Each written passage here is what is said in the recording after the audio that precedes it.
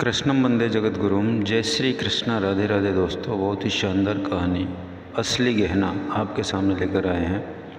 आप लोगों से अनुरोध है कि जो लोग चैनल पर पहली बार हैं आवश्यक रूप से चैनल को सब्सक्राइब करें और वीडियो के अंत तक ज़रूर जाएं। तो आइए हम शुरू करते हैं कहानी को। एक चकवेण नाम के राजा थे, बड़े धर्मात्मा थे। राजा और रानी दोनों खेती किया करते थे और खेती से जितना भी उपार्जन हो जाता उससे अपना जीवन चलाना, अपना जीवन निर्वाह करते थे। राज्य के धन को वे अपने काम में नहीं लेते थे। प्रजा से जो कर लेते थे उसको प्रजा के हित में ही खर्च करते थे। राजा होते हुए भी वे साधारण मोटा कपड़ा पहनते और भोजन भी साधारण ही करते थे। एक दिन नगर में कोई उत्सव हुआ। नगर की स्त्रियां रानी के पास आई। उन स्त्रियों ने बढ़िया बढ़िया रेशमी वस्त्र तथा हीरे पन्ने से जड़े हुए सोने के गहने पहन रखे थे। उन्होंने रानी को देखा तो कहा कि आप हमारी मालकिन हो, आपके तो हमारे से भी बढ़िया गहने कपड़े होने चाहिए, पर आपने तो साधारण वस्त्र पहन रखे हैं। रानी के कोमल हृदय में उनकी सारी बात लग गई। रात्रि में उसने राजा से कहा कि आज मेरी बड़ी फजीती हुई। हमारी प्रजा की स्त्रियों के तो ऐसे ऐसे बढ़िया कपड़े और गहने हैं और हम उनके मालिक हैं, हमारी यह दशा। राजा ने कहा कि देखो, हम खेती करते हैं, उसमें जितना पैदा होता है उतना खर्च हो जाता है, ज़्यादा पैदा होता नहीं, तो अब क्या करें। प्रजा से आया हुआ धन हम अपने काम नहीं लेते, फिर भी हम तुम्हारे लिए गहनों का प्रबंध कर देंगे, तुम धैर्य रखो। दूसरे दिन चकवेण ने अपने एक आदमी से कहा कि तुम लंकापति रावण के पास जाओ और उससे कहो कि चकवेण ने आपसे कर मांगा है, उससे कर के रूप में सोना लेकर आओ। वह आदमी लंका में रावण के पास पहुंचा। रावण ने पूछा कि कैसे आए हो। क्या बोला कि मेरे को महाराज चकवेण ने आपसे कर लेने के लिए भेजा है।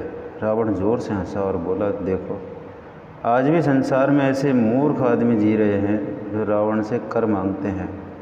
अकल कहाँ चली गई? क्या रावण कर देगा? वह आदमी बोला, अब कर देना पड़ेगा आपको, आप दे दें तो अच्छी बात है। रावण ने तिरस्कार पूर्वक कहा कि मेरे सामने ऐसी बात कहने की तुम्हारी हिम्मत कैसे हुई? चला जाए यहाँ से।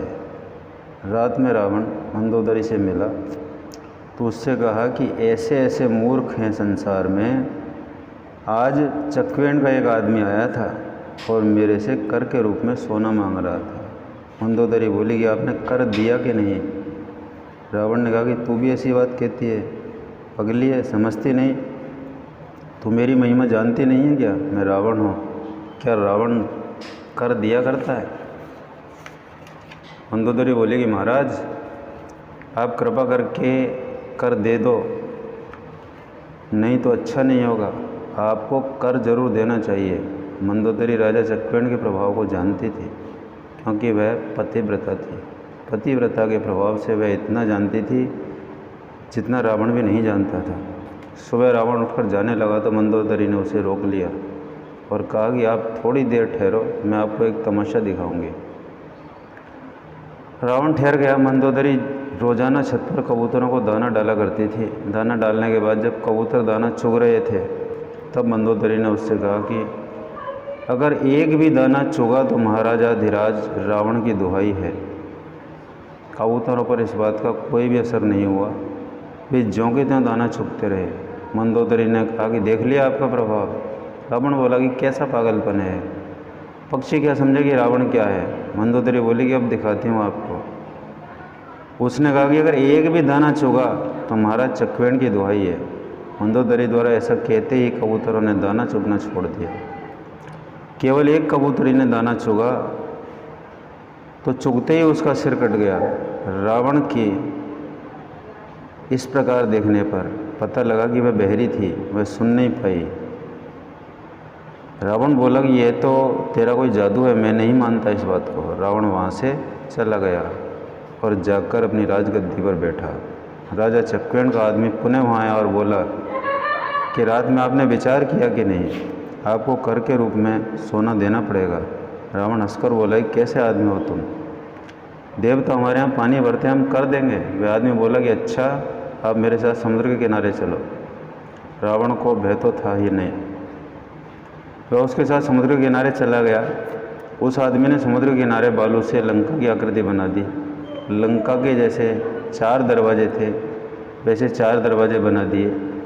उसने पूछा कि लंका ऐसी ही है ना? रावण बोला कि हाँ ऐसी ही है, तुम तो बड़े कारीगर हो। वह आदमी बोला कि अब आप ध्यान से देखो, महाराज चक्वेण की दुहाई है। ऐसा कहकर उसने अपना हाथ मारा और एक दरवाजे को गिरा दिया। इधर बालू से बनी लंका का एक हिस्सा बिखरा तो उधर असली लंका का भी हिस्सा बिखर गया। वह आदमी रावण से बोला कि कर देते हो कि नहीं, नहीं तो मैं अभी हाथ मारकर सारी लंका बिखेरता हूँ। रावण डर गया और बोला कि हल्ला मत कर, तेरे को जितना चाहिए लेकर चुपचाप चला जा।